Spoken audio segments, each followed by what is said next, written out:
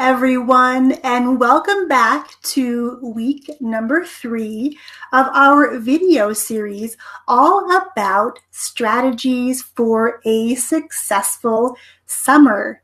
We are on day 2 with a brand new strategy today. Today, the strategy is slowing down to speed up. Are you curious? Definitely stay tuned. If you are joining me live, let me know you are here. And if you happen to catch the replay, put hashtag replay in the comments below. And if this message or this strategy resonates with you, I invite you to share this video with anyone who you think might benefit. If this is your first time joining me here on a live video here at Our Young Creators, I want to make sure that I do a quick introduction. My name is Yong, Pratt, and I am the Chief Dreamer, podcaster, and author here at OYC. Here at OYC, we are on a mission to help kids learn real-world marketable skills like podcasting so that they can go out there, serve others, create a life of their dreams, and fund those adventures in the process. I am so glad you are tuning in today because today's topic is one that I've really been thinking about for quite some time now because it sounds incredibly counterintuitive. Since the weather has turned nice and warm recently, I have been taking my kids to school, dropping them off, coming home, grabbing the dog, and going for a walk. And our walks are normally anywhere from 30 minutes plus, depending on the day and depending on the length of what I'm listening to. And for the past week or so, I have been binge listening to podcasts. And the theme that runs through these podcasts is this counterintuitive thing about slowing down to speed up. Hi, Courtney. I'm so glad you're tuning in live today. Slowing down to speed up. What the heck does that mean? And it sounds completely backwards, right?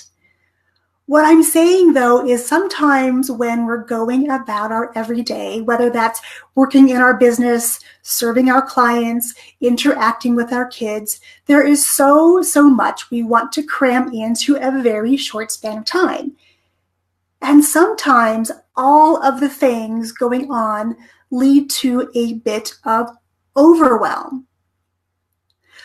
Let me know if you've ever had one of those days where you are busy the entire day, you're working, and at the end of the day, you look back on what you've done and realize you've done nothing of great significance. Let me know in the comments below if that's ever happened to you, because I definitely have that some days too. If I'm not really intentional and really focus in on the morning what I want to work on during the day, and not in a to-do list sort of way, but ways that I want to show up and serve all of you here, I can definitely get caught in the trap of working and not really getting anything done.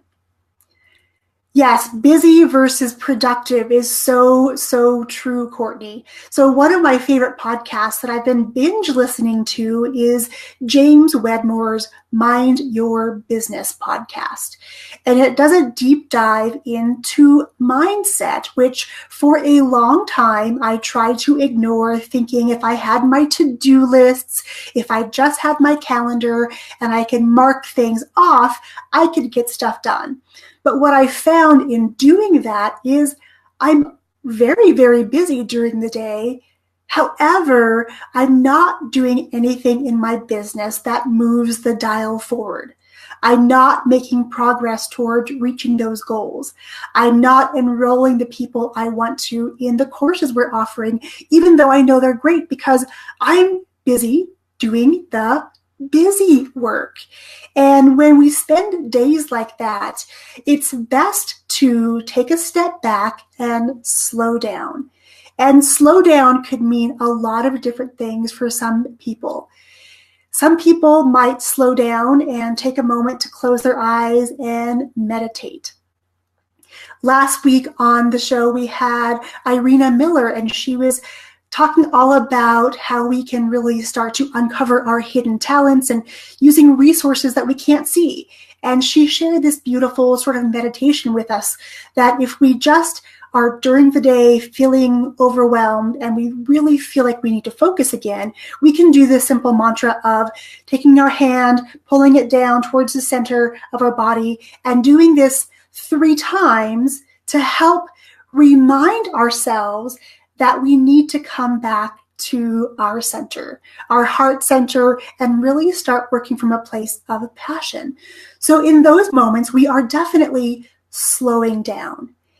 And sometimes I have to really take a step outside and do a completely different activity, because again, when you're in that grind of doing, and not really having any results, it feels really strange to step away thinking, well, I need to work harder. I need to work more hours. And that, my friends, is definitely not the case. I have been in those times in my life where I'm working and grinding and working 12, 14 plus hour days, and really I have nothing to show for it. On some days, though, I can work 2 or 3 hours and be very, very present, be very, very intentional, and get more done because I have a reason to be doing the work, and I'm working from a place of intention, a place of spirit, if you will, where I can start getting into a place of flow, and then I can go about my day a little bit more effectively. So as you're busy out there going through your days, if you find that you're feeling a little bit anxious, if you're feeling a little bit overwhelmed, you can go back and watch Irina's interview last week about how she uses this action, this movement, to find that place of center or find an activity that works for you. Because when we're in the thick of things, it's hard to see the answers that are often right in front of us. For example, ever since I was a little kid, I don't know where I saw it first, maybe in a magazine, maybe at school, but I saw this beautiful house, and the entire room was full of books. From floor to ceiling, there were just rows and rows and rows of beautiful books, and they had those ladders where you could go up and you can scroll it along the wall and you could reach those top shelves. And ever since I saw that, I've always had it in my head that I wanted to have a library like that in my house too. And the other day, I was inspired to kind of look up into one of our rooms. And because I was so busy doing things in that room all the time, I never really took a look at what was around me. I didn't slow down enough to notice what was right in front of me. And what was right in front of me were these beautiful shelves along the top of our windows. We have window quilts, which help to regulate the temperature in our room. And so they go into a huge wooden box. And this box is really sturdy. And above that, we have some shelves, which I previously had some pictures on. But for whatever reason, the other day, I was thinking about that library and about this room of beautiful books and the ladders and just being immersed in a space of knowledge, knowing you had all the books that you ever wanted surrounding you.